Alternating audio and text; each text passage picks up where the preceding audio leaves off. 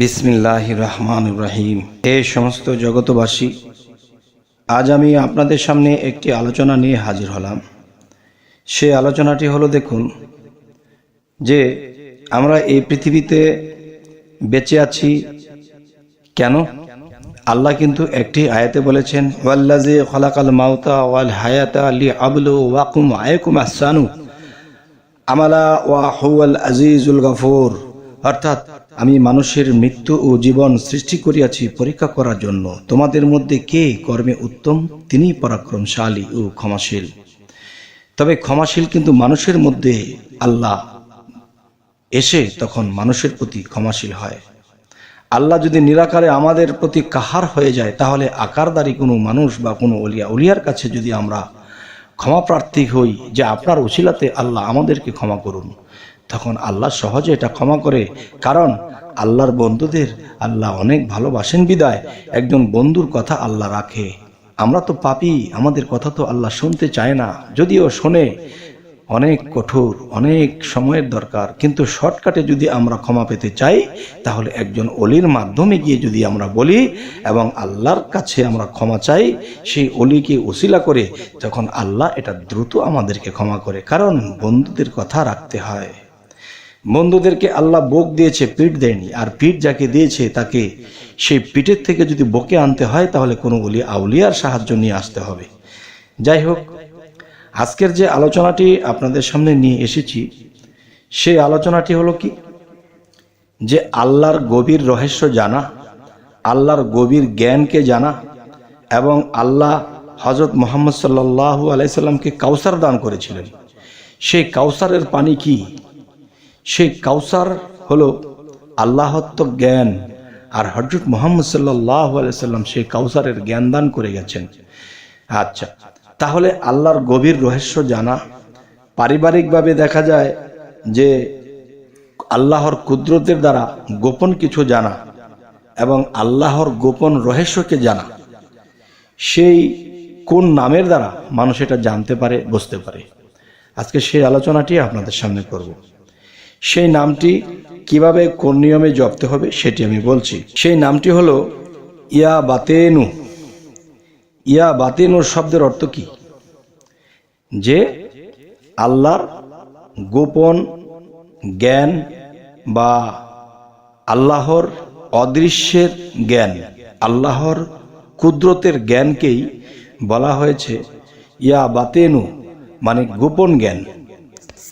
আল্লাহর গোপন জ্ঞানকে লাভ করতে হলে তাহলে আল্লাহর এই নামের আশ্রয় আমাদেরকে নিতে হবে, এই নামের জিকির আমাদেরকে করতে হবে।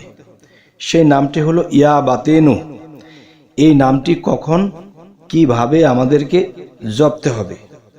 দেখুন, যে আল্লাহর গোপন বিষয়, আল্লাহর গোপন যে মারেফত বা আল্লাহর গুপ্ত রহস্য যদি আমরা জানতে চাই, বুঝতে চাই এবং নিজেকে নিজে চিনতে চাই, তাহলে আমাদের এই নামটি জপনা করতে হবে 1000 বার।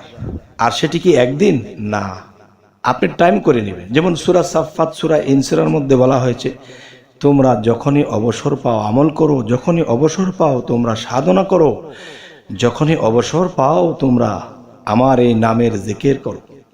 তখন কি হবে? তখন এই জিকির কিন্তু টাইম টু টাইম। যেমন মনে করেন দিনের বেলা একজন লোক সে কাজে কামে খুব ব্যস্ত, তখন ওনাকে আমি বলতেছি যে ভাই আমার সাথে একটু বসেন, একটু আলাপ করেন, একটা কথা বলবো, তখন সে কিন্তু মনে মনে একটু বিরক্তি বোধ করবে, কেননা সে এখন অন্য কাজে আছে। ঠিক আল্লাহ কিন্তু মানুষ দিগকে সময় দিয়েছে, তোমরা নিঘোর রাতে যখন ডাকো, জিকির করো, তখন আমি আল্লাহ সেই নাম, সেই ডাক, সেই জিকির আমি শ্রবণ করি, আমি সেটা শুনি। যদি কারো প্রতি আমি সন্তুষ্ট হই, তাহলে আমি তাকে পুরস্কার দান করি। আলহামদুলিল্লাহ, আলহামদুলিল্লাহ। তবে হে সমস্ত জগতবাসী, যে রাতের যখন 2টা বেজে যাবে, তখন কিন্তু সারা দুনিয়াটা নীরব হয়ে যাবে। নীরব যখন হবে, তখন নীরের দেশে রব আসে। রাতের যখন গভীর হয়ে যাবে, যখন বেজে যাবে কয়টা? কমপক্ষে 2টা, দুটার পরে আল্লাহ নিজের কুরসিতে বসেন সেই চৌথা আসমানে। নিজের কুরসিতে যখন বসেন তখন সেই কুরসিতে বসে তখন দেখে দুনিয়াতে কে ঘুমিয়ে আছে, কে জেগে আছে, কে আমাকে ডাকতেছে। তখন আল্লাহ সেই ডাকগুলো শোনে, চোখের পানির সাথে হৃদয়ের অন্তরের অন্তঃস্থল থেকে তারা ডাকতেছে চোখের পানির সাথে। তখন কিন্তু আল্লাহ সেই ডাক, সেই জিকির কবুল করে থাকেন। আর কবুল করার মূলত সময় হলো রাতের গভীরে। কারণ এরকম শীতের সময় মানুষ সবাই তোশক দিয়ে, লেপ দিয়ে, বিভিন্ন কম্বল দিয়ে ঘুমিয়ে আছে, কিন্তু একদল লোক রাতের গভীরে উঠে আল্লাহর জন্য কাঁদতেছে।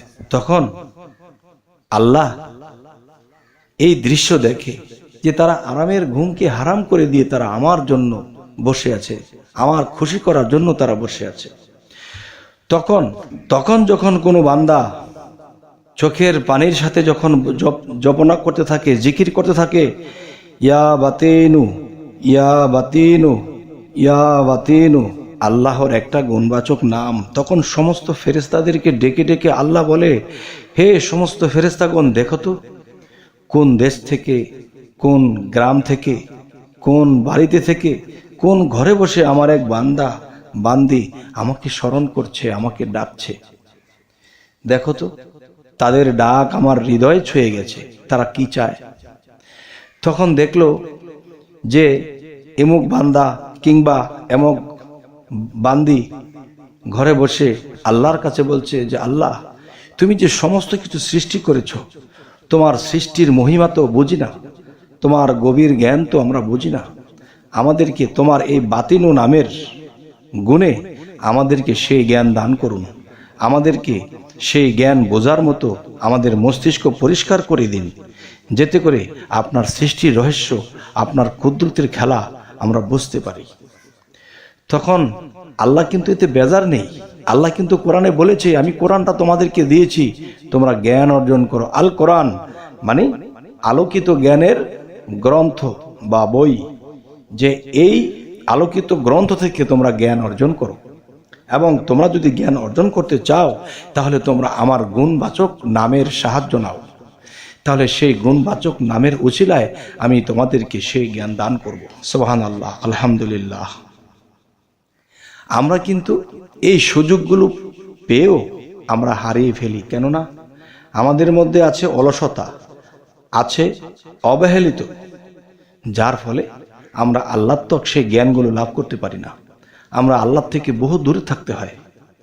তাই আমি বলবো, হে সমস্ত মুসল্লিগণ, হে সমস্ত সাধকগণ, হে সমস্ত আল্লাহর আমলকারীরা, আমি সকলকেই বলছি, যদি মনে করেন কেউ যে হ্যাঁ আল্লাহর গুপ্ত ভেদ থেকে আমরা কিছু জ্ঞান অর্জন করতে চাই, আল্লাহর রহস্য জানতে চাই, অবশ্যই আল্লাহ এই ইয়া বাতেনু নামের গুণে আপনাকে আমাকে সেই জ্ঞান দিয়ে থাকবেন। তো আমরা যে আলোচনাটি করতেছি, যে এই চ্যানেলটির নাম হলো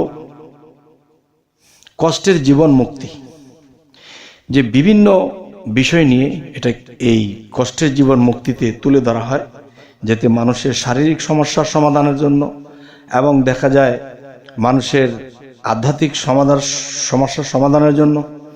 তো আমাদের এই চ্যানেলের আলোচনা যদি আপনাদের ভালো লাগে তো অবশ্যই সাবস্ক্রাইব করে রাখুন, পরবর্তীতে যেন ভালো কোনো আলোচনা আপনাদের কাছে পৌঁছে দিতে পারি। তো সকলেই ভালো থাকবেন। আল্লাহ হাফিজ।